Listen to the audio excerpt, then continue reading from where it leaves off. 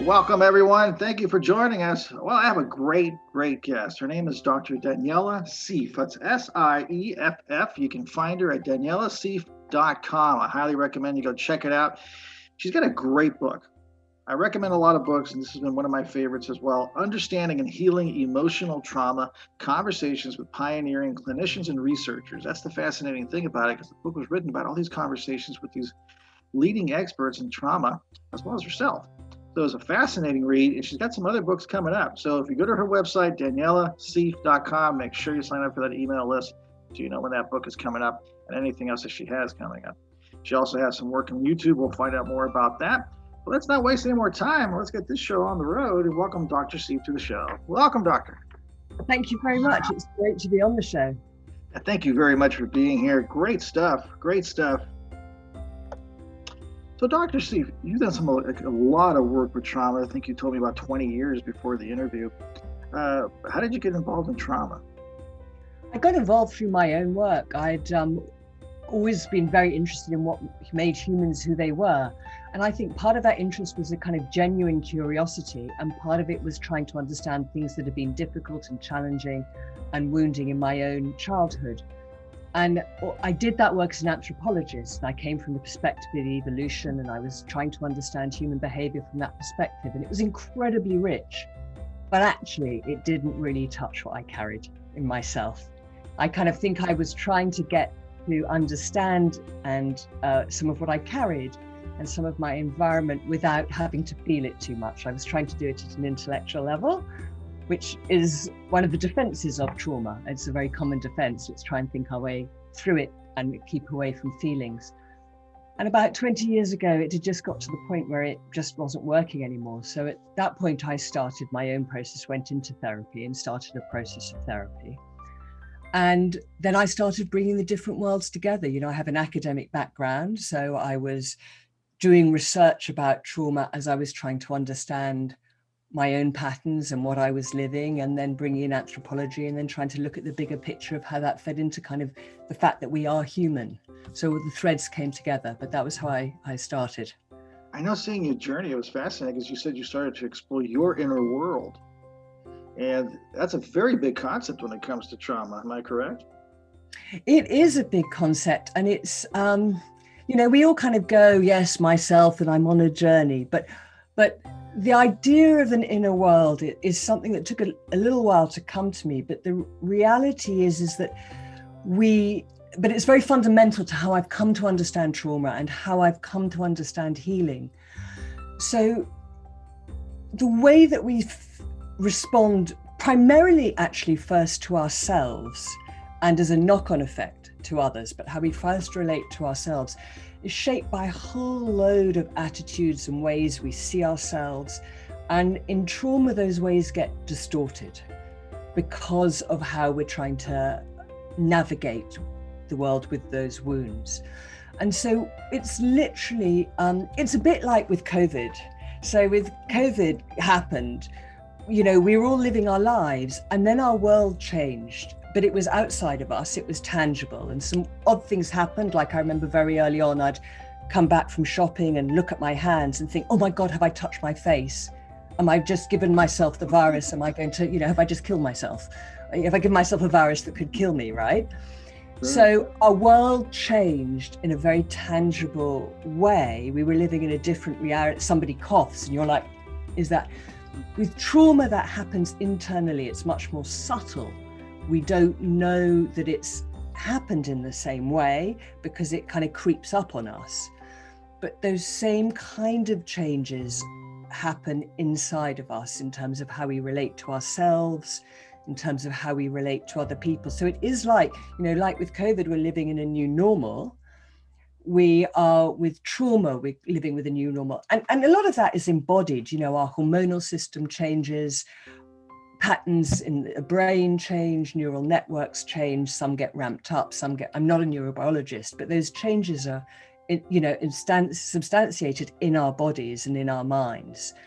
They're physical changes. So we are we are living with a different body. We're living with a body and a brain that is now much more alert to possible danger, that's often got shame, that's cut off from parts of itself. And we're living in a different reality. But that reality comes primarily from the inside of us. The COVID one came from the outside of us, and we could see it more easily. Well, I got 100 questions now coming at you, Dr. Steve. So one of the first ones, I guess, would be the beginning of all this. Some have argued, and I think I read it as well as in your book, some have argued that when you're in the moment of trauma, especially at a young age, you're not able to process it cognitively. So then they get stored. Some have named, have given it time and space and even characters to put this person, this little self of ours, hidden away to not have to endure that acute pain that we're going to suffer. What is your insight about that in regards to being able to handle that trauma at that moment? Where do we go? Do we disassociate? What happens to our emotions? Maybe it's too many questions at once. I think to answer that, I'd like to just go back to the word trauma, right? Because it's used in so many different ways, and it's kind of implicit in that question, but I'd like to make it clear. So trauma is not just that something painful and damaging happens to us, because life is full of pain and life is full of fear and things go wrong. And not every time that there is pain or fear and loss does it become trauma. Trauma is what happens when that isn't attended to and doesn't heal, and then it has a long-term effect on our development. So give a very quick physical analogy, because it might help some people. I have, over my life, I've ripped my Achilles tendon in my ankle, and I've ripped the a ligament in my knee. The ankle tendon was potentially a much worse injury. So if it hadn't been recognized and hadn't been operated on, I'd have walked for a limp with the rest of my life. So it was if you look at emotionally, that would have been a much worse, the equivalent of a much worse emotional experience. But it was picked up and it was operated on, it was stitched back together. I did the physio, I have a scar that's visible, but apart from that, I wouldn't know. There's no lasting damage. So although it was a bad injury, potentially it was tended to at the time, it didn't turn into trauma. With the ligament in my knee, I didn't pick it up at the time. I don't actually know when it happened. I think it happened when I was 17 skiing, because it's the only time I can remember of having a really painful knee. But I just took a load of painkillers and kept going. And over time, I ran a half marathon, I've done various things, but what it meant was everything twisted out of shape to compensate for the fact that I was missing a ligament in that knee. And by the time I was in my mid-40s, I had really bad back pain. And that back pain was a knock-on effect of the damage in my knee. So the knee damage was a less of an injury in the time. I spent 30 years of life getting on with my life without, with no working anterior cruciate ligament. But the long-term impact on that has been much worse. So trauma is about alterations in who we are as a result of unhealed wounds. I like that. So to go back to your question, yes, it's absolutely crucial when something happens to us that's painful and frightening. One of the big differences is, often I'm mostly concerned with childhood trauma, although it works, it's relevant for any trauma. But are there people who can help us navigate through that pain and fear, who can recognize it, who can be there with us, who can support us as we find ways to heal, who can help us integrate it, understand it in whatever way? If we're very young children, we can't. What generally happens with emotional wounds that become trauma is that not only is there nobody there to help the child navigate it, often the child is made to feel inadequate and wrong for feeling in pain about whatever it is in the first place. So at that point, when you've got to make your way through the world and you've got no choice and no support, the only thing you can do is to cut off from it. And, we have great numbing techniques. If you hit your hand with a hammer, right, you don't feel it instantly. It takes a few moments. We produce opiates.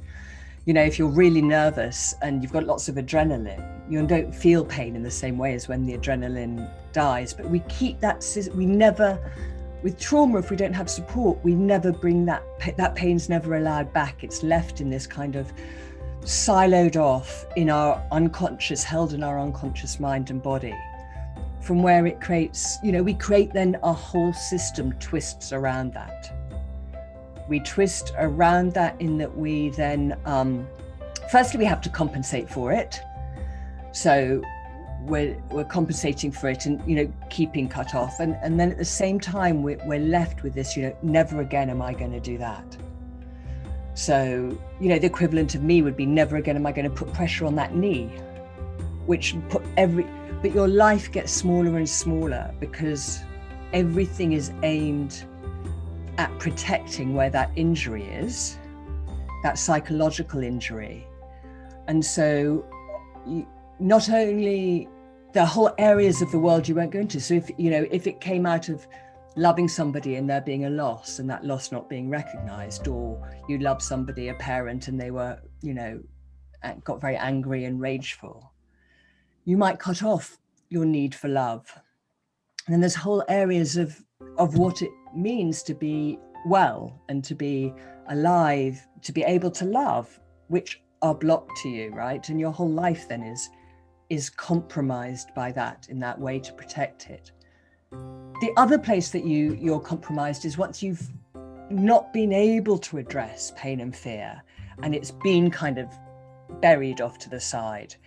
You're also terrified of anything that might wake that up again, because it's not lost, it's there in your memory.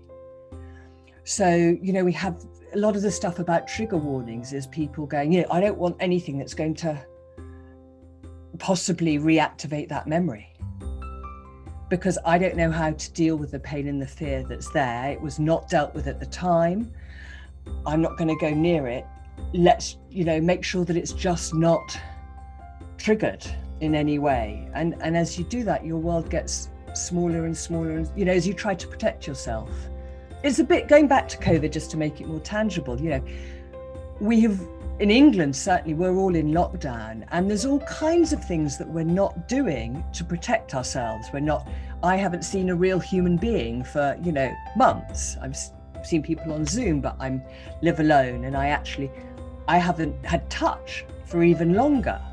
There's all kinds of things that you're not doing to protect yourself, right? And people are finding that very difficult.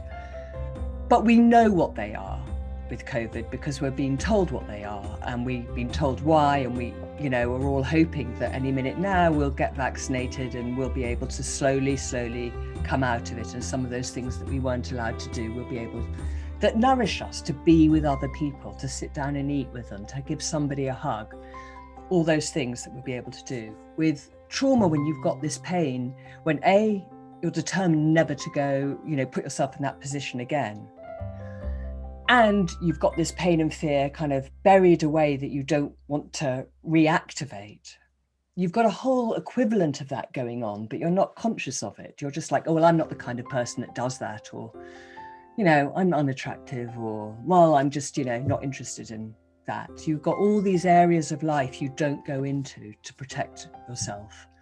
And your life kind of gets smaller and more kind of limited. And there's pain in that then. There's the secondary pain of that. There's the pain of loneliness, the pain of whatever it is. There's tremendous knock-on secondary pain that comes from that. Great stuff. Let me, I want to, just for the audience sake out there, again, folks, you can find her Daniela Sieff, SIEFF.com. There's a couple of things that popped up in my head. One of the things you made me think of was resistance. Every time you tap that door, you get close to finding that silo, I guess, as you put it. We can use that metaphor for now. And maybe that silo has a door, and the therapist says, hey, what is this over here? Sounds like the client's going to go ahead and go, we're going to have a defense mechanism. We're going to put the wall up, or security guards coming around saying, no, you're not allowed in there. Is that an accurate depiction of it? That's a very accurate depiction. And it's, when we're working with this kind of stuff, it's not easy. It's incredibly rewarding. And it brings a vibrancy and a kind of life that's unimaginable. But there are times in the process when it is absolutely hideous. I mean, it's real, and there's a real fight going on. To start with, often you don't know it's there. I mean, when I started working with therapeutically, we talk about stuff, and the guy that I was working with would say, and how does that make you feel? And I'd go, well, I think X and Y. And he'd go, and how does that make you feel? And I'd go, well, I think X and Y. He goes, I'm not asking you what you think, I'm asking you what you feel. And I didn't understand. I just didn't understand that there was a difference. Now, that at some level was a defense strategy. I have a good brain, and I had gone into it. I was trying to, and it took me 6 months to say, I don't know what I'm feeling, before I even could say, I don't know what I'm feeling. And it's like you're learning a new language. And then there've been times when, when he's pushed me in that direction years ago, and the kind of the internal sabotage was, going to absolutely sabotage the therapy rather than open those doors again. And it was horrid. I mean, it was really painful. It was, there were some very, very dark times, but if there's enough trust and you keep going, you get to a place that is, completely different, and immensely grateful for getting through to that place. But it's not done quickly, and it's not done painlessly. That's a great example. When I've talked to therapists in the past, or people that are aspiring to be, they don't realize it a lot of times, because academically you read the book and everything, everything happens boom, boom, boom. You watch the videos, everything works just smoothly. But in reality, it doesn't play out that way, because people don't want to feel that pain, and it's completely justifiable. It's sometimes extremely dark and extremely painful. We've also evolved not to feel pain. The kind of my evolutionary background comes in. What we've evolved to do is to get out of pain as quickly as possible, and fear, and not to go back into it, because pain at a fundamental level tells us that we're damaged, and that's, and we want not to. Being damaged is a really bad survival strategy, right? So to go near that pain, and to open the door, and to willingly go to your pain and to your fear, I think also is made even harder, because I think we're trying to go against what we've evolved to do, which is to get away from pain and fear. It just seems like it's madness to go towards it. Yeah, it's an interesting concept. Yeah, it's almost counterintuitive, you're saying. Yeah. Now, I know Freud had mentioned, I'm going to murder his quote here, but I know he mentions that the unconscious, and these, I'm assuming he referred to some of these things, would ooze out of your fingers. If you remember that quote he said a long time ago, that no matter what we repressed, eventually it was coming out. So even the silos, if we put it into some liquid form, or some kind of gaseous substance, it's going to leak in one way or another. Like my back with my knee, ultimately, it'll get expressed through depression or anxiety or inferiority complex, or all these things. And a lot of the time, I'm sure some of them are not trauma caused, that they come in and of themselves. But a lot of the time, I think what's underlying a lot of these things, addiction, depression, anxiety disorders, is trauma. But it's not always recognized as such, because you've got to dig underneath those symptoms to find it. And in our world where things need to be done quickly and whatever, people don't really do much of the digging, right? Absolutely, so, yes, it's best everything. But it comes out. I mean, it comes out in a compromised life in one way or another. It'll come out in difficulties one way or another. Sure. Would it be accurate to say that this coming out, and you mentioned a lot of different things like inferiority complex and things of that nature, it obviously sounds like it also distorts the way we view the world, our perspective. And you also kind of alluded to hypervigilance earlier too. Yeah, well, for me, that what happens when, the way that I've conceptualized it, and it's been useful to me, is that when we have these unhealed wounds, there's three systems and we move into what I call the trauma world, this altered reality that's shaped by our trauma. Everybody's trauma world is going to be slightly different, but I think there's three kind of qualities that are there for all trauma worlds. So the first of those is hypervigilance. It's where's the next danger coming from? Either the danger that's going to re-traumatize me, or something that's going to uncover these feelings that I've buried and don't want to go near. So, and we're not necessarily conscious of that fear. So, like a lot of fear can be held unconsciously. If we walk down a road, we're not conscious that fear is stopping us from stepping off the pavement, but fear is stopping us from stepping off the pavement. So a lot of time, the fear that is part of a trauma world is stopping us stepping off pavements without us being aware that there's fear there. Sometimes we're, with anxiety disorders and whatever, the fear will come to the surface.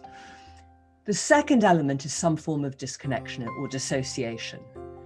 I don't use the word dissociation that much because it's used so many different ways by people in the trauma world, and they can get quite kind of critical and territorial. I think it's easier to keep away from the kind of trying to tie it down, but at some way, because we've dissociated from that initial pain and fear. So there's a whole part of us now that's a black box that we're not going anywhere near. It's very hard to trust yourselves when there's this black box inside. And then we'll dissociate, cut off from whatever aspects of us we think caused the trauma in the first place. We might be wrong about that.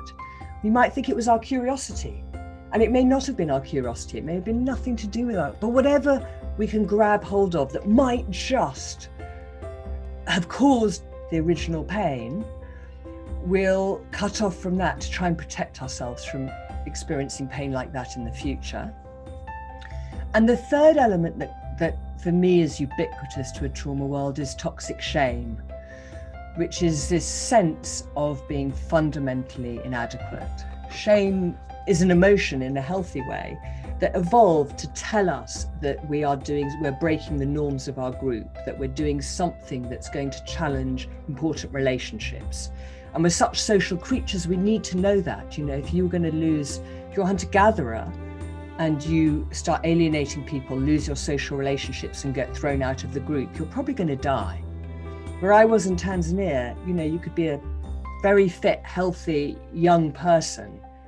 If you were thrown out of the group and you're wandering around the Serengeti, you probably aren't going to, by yourself, you're not going to last 3 or 4 days before some lion decides, look, great, there's dinner, right?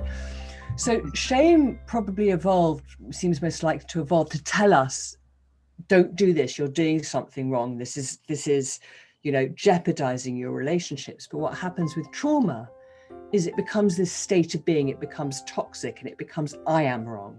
There's something fundamentally wrong with me for having been treated this way. There's something fundamentally wrong with me because I haven't been able to get over that pain and fear, and nobody seemed to think that my pain and fear was valid. There's something fundamentally wrong with me that this even happened in the first place. And so we're built around, at our core, we're kind of orientating around fear, some form of disconnection and toxic shame, and primarily in how we relate to ourselves and have a knock-on effect to others. But that affects how we go about in the world. If you're, constantly hypervigilant and you're constantly not connected to yourself, and you're constantly at some level, you may be, a lot of narcissism and shamelessness is kind of partly about trying to hide shame, right? Yeah. Absolutely. I'm not inadequate, I'm fantastic, I'm the greatest there's ever been, nobody's ever been as great as me. It's about an attempt, firstly to yourself, to hide the fact that you're feeling inadequate because it's such an impossible way to live. And secondly, hopefully to people that you come into contact with, although that rarely works because you're usually so distorted that the people you come into contact with are like, get me out of here. And that's the tragedy of trauma, because the people because you're behaving in these ways, the people you'll come into contact with then go, get me out of here. And it becomes a self-fulfilling prophecy. Yes. Then get abandoned. There was a study, it can happen at really subtle levels. There was a study in America of kids who had very critical parents. And what they found was that the kids were avoiding eye contact. They weren't conscious of it. They were just not looking at faces very much. And the study didn't follow it through, but you can imagine those kids as they grow up, if you're not looking at faces, you're not going to get positive reinforcement, right? You're not going to get people saying, that's great. And also, so many of our social interactions depend on picking up what's going on in somebody else's face. So if you're not looking at somebody else's face, your social relationships are going to be warped. And then those people aren't going to respond to you with warmth or in the same way they would respond if you were picking up their facial expressions. And so then you're going to think there's something really wrong with you because now a whole bunch of new people are being critical. And you have no idea that you're not picking up their signs because you've learnt it was too scary to look at faces. So it becomes this self-fulfilling prophecy. That's what's so magical about it. You brought me back to the perfect segue to my next question, which was parenting and the role parenting plays here in regards to trauma. A lot of things pop in my head right now. We got Bowlby, mother's attunement. We have object relations coming in here. There's a lot of different theories about the parents, but how could a parent, I guess we're going to look at a little different side of trauma. What has happened to them in regards to the relationship with their mother or their father in regards to parenting? Is it really important for that mother to engage any kind of trauma that the child may be experiencing at the time, right? Who knows what could be happening at 10 months old, a year and a half, 2 years old. I've seen 2 or 3 year olds, they lose their doll and the whole world's collapsing around them. But I also know that's a really important time for the parent to acknowledge that. How does that play a role in all this? I mean, I think it plays a huge, it's not just down to parents, it's down to teachers and people who are around, but it does with some kids. I know you've had Professor Belsky on here, right? So yes. Some kids are probably more sensitive than others. It's not as straightforward as this is going to happen with all kids at all times. Some kids are going to have been primed in the womb, if their parents, there'll be an epigenetic inheritance. So if either of their parents had trauma, they're probably going to already be hypersensitized to danger from that has been passed down. But yeah, with having pain acknowledged and learning how to go through that, it's not about having it fixed, because in life pain can't be fixed, but helping kids learn that it's okay to be in pain and that they'll be supported and that they'll go through it is hugely important. But what you often find with parents is that the parents themselves are carrying trauma, right? And exactly. If parents are carrying with trauma and they can't be with their own pain, it's incredibly difficult to be with somebody else's pain in any kind of meaningful way. So, parents are absolutely doing their best. But if a parent is carrying trauma that they haven't been able to work with, and there are many reasons why they may not have been able to work with it. It's not easy to work with it. It takes time, it takes resources. Then that gets passed on. And there's also huge social factors that the other part of my work is work on what I call Death Mother, but it's about how humans have evolved to be more or less attuned to their infants, depending on the resources they have available to them, right? So if you're in a time of famine, actually, you're probably not going to be able, you've got 3 kids and you've just got a newborn, you're probably not going to be able to keep them all alive. And there'll have been times in human history when mums have had to abandon or just look after certain children in order to keep other children alive. And I think, there's huge social pressures when we get rising unemployment, all the fear that goes with that, when there's no health care. It's incredibly difficult for parents to be that attuned because their world is dangerous. Their world is unsafe. That's a great point. Let me ask you, this is a good segue into your work. I'm not going to ask you how you do your work or your process, because I'm assuming every client's going to be quite different. You're going to have different stories, different levels of resistance, but I'm sure you have some framework that you work in. Generally, I guess. Would you care to share that with us? Um, I have now worked with somebody for pretty much 20 years, just over.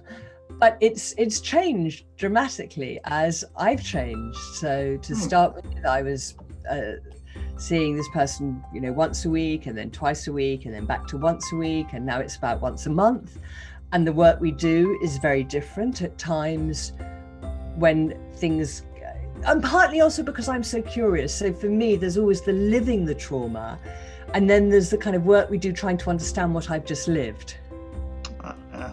So we spend some, which is not kind of characteristic of what a lot of people are doing with therapies, and which a lot of therapists wouldn't do, right? So you'll then go, okay, so what was that was happening to last week? Let's look at what the dynamics of that was. Where was the shame triggered or whatever? So I think my process has been a bit unusual in that there's been this kind of parallel process of working with it and at the same time trying to commentate and understand it. So that's made it a kind of long and an ongoing process. And I have yet to come away from a meeting with a guy that I work with without learning something new. And that's after 20 years. Every single time we meet, I come away with some new understanding. Alongside that, I did quite a lot of body work with a Jungian analyst called Marion Woodman, who's now sadly died. But as somebody who quite likes my brain, I needed to work very explicitly to get into my body and to actually start to feel the feelings in my body and to be willing to feel the feelings in my body. And I had to, the work with Marion Woodman, which also brought a lot of imagination in, was incredibly rich way to do that through series. And we did week-long workshops, 8-day workshop, and they were pretty intense and unbelievably rich. And I am profoundly grateful and will be for my entire life for those workshops. And then I've done other bits and bobs. I'll go to workshops when I get an opportunity to go to a workshop, really. People don't realize how much the body plays a role. I remember Dr. Bessel's Van der Kolk's huge book. That really was an eye-opener for a lot of people when they realized, wow, there's a huge relationship between our mental disorder, or mental issues or challenges with our physiology. Well, of course, we have this terribly weird kind of view in the West that mental and our brains are not our bodies. Our brains just happen to be where there's the place in our bodies where there's a large concentration of nerve cells and sensory systems, right? We just you stick them all in the front because you're going forward that way. So it's good to have them kind of in one place because it's easier to organize, but it's all part of the body. So the idea that there's this separation is such a fallacy, and it's a great one if you're kind of trying to find your way through trauma and you don't want to feel, because you can kind of cut yourself off. The English stiff upper lip, and you wear a tie, and right, there's nothing below the neck, right? It's all kind of, you're strangled up at your neck and there's nothing below the neck. We have a long history of, and the body is just there, it's meant to look beautiful and whatever. But of course, we're embodied creatures. The survival, which is what it's all about, is about getting through with our bodies. So this system works as one, absolutely. And we hold it, we have to work with that. It's tough. And when we've got a world where we objectify our bodies and they're kind of up and they don't look right, and it's an object, it's not us, separate from us. We've got a lot of, and we blame it's kind of easy to blame our bodies as opposed to trauma. It's easy to say, well, I'm alone, not because something in my childhood deep inside is saying it's too risky to love. You go, well, it's because I'm too fat, or because I'm not muscular enough, or because I'm too short. Or in our society, it's very easy to blame our bodies and to think that when our bodies get fixed, it'll all be fine. rather than again to dig deep down again. But we're a disembodied culture. I mean, for sure. It's a great way to look at it. You're absolutely right. I didn't think about that. Stiff upper lip, I guess I didn't, didn't think of that analogy. I like that, Joe. I like that. I guess one of my last questions here before we get ready to wrap up, obviously I believe there's a lot of degrees in almost everything in life. Society likes to make everything similar to what you just mentioned now. They like to have things either this way or that way, and that's the end of it. Black or white thinking, dichotomous thinking, whatever theory you want to throw in. But degrees of trauma also have an impact, right? Physical abuse, child abuse, sexual abuse, things of that nature. What's your take on that? Because that's going to be sometimes going to be really locked up silos, as we mentioned earlier. Well, I think my take on that would be is I think we're in real danger when we get into a kind of hierarchy of trauma, that sexual abuse is worse than physical abuse, that's worse than emotional abuse. What you've got coming to it, if you go back to the beginning, is you've got how much support is there with that wound that happened. So, right, if you were sexually abused at school and your parents were really, really supportive with that and stood by you and helped you get through it, and you got help really early on and it was recognized and validated, and they could be with you with all the difficulties that came with that, it might have a much less terrible long-term impact than if you were just verbally abused but nobody was ever recognized it, and you were constantly kind of made to belittle and not to trust yourself. So my feeling is, and then there's the how much support you get. There's also the sensitivity that you have, and then there's the what your background is. If you've had a really good first few years and you're really secure and you're really strong, right? The same event is not going to cause as much difficulty as if you have a very difficult early few years. So you may know this more than me, and I can't find it, but I read somewhere, which I'd love to find again. One of those books behind you, probably. Yes. I know. I think not in one of them, unfortunately. But that out of those who are in the World Trade Center, there was only a relatively small proportion that ended up of those who got out who had PTSD. And the great majority of those who had PTSD had what people would call a difficult, complex childhood trauma, not necessarily physical or sexual abuse, but attachment trauma. And so that there's already a vulnerability there.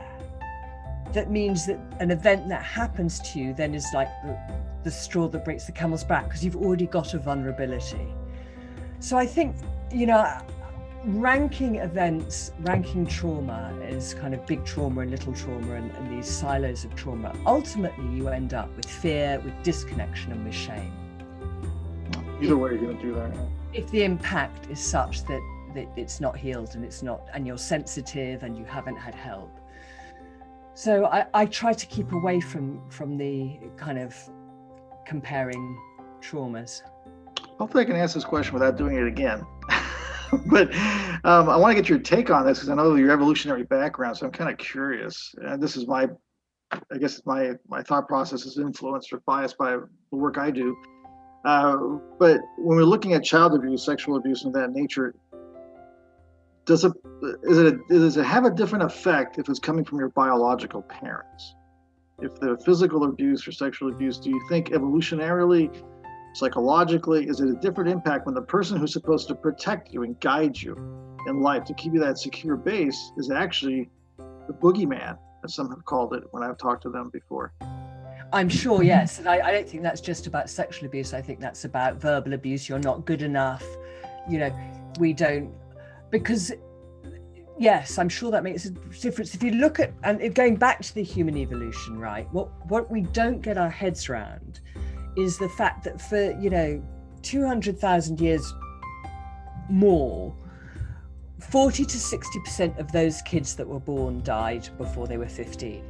Child mortality rates, where I worked in Tanzania, the child mortality rate was above 40%. That is typical for populations that don't have vaccines, that don't have clean water, that don't have access to antibiotics. those mortality, and they were typical of the West till 150 years ago, 200 years ago, right? Child mortality rates throughout human evolutionary history have been incredibly high. They're actually lower than chimpanzees, than the great ape ones, which are about 60%. So but they're still high. By today's standard, they're phenomenally high. So if those people who aren't caring, who are supposed to be caring for you, are in some way threatening you, the chance of you being one of that 40 to 60% that doesn't make it obviously goes right up.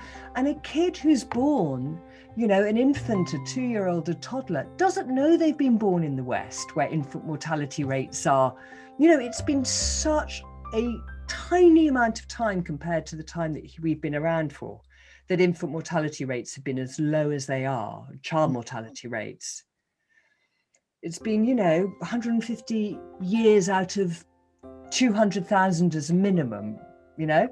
So a child who's born in a hospital today or who's toddling at home has no idea, can't know that actually they're going to survive if mum doesn't feel interested in you, or if she doesn't protect you. Not only if she's, or if dad's abusing you or whatever it is, or if you're not being protected from a big brother who's bullying you, or for kids who are at school who are bullying you. If those who are supposed to be protecting you are either harming you or they're not protecting you more widely when you are being harmed, that is read, I think, as life-threatening for children, because it would have been for nearly the entire time that the human species has existed. That's fascinating stuff. I could be here all day with you, Dr. Sieff. I could be here all day. Fascinating things, I'm telling you. Again, folks, Daniela Sieff, that's at DanielaSieff.com. Like I said, join the email list, wait for the next book, grab the other book in the meantime if this is a topic that of interest to you. If you've encountered any kind of severe trauma or trauma in general, it's a great book to learn more about yourself and the inner world, as Dr. Sieff has mentioned. So I highly recommend to pick up that book and get on her email list. Dr. Sieff, thank you so much for being here. Thank you very much. It was great. I really enjoyed it. It was a lot of fun. Thank you so much. Love to have you back. Again, folks, thank you so much for supporting us. Hey, if you want to support our podcast, make sure to share and subscribe. We truly appreciate it. Thanks, everyone.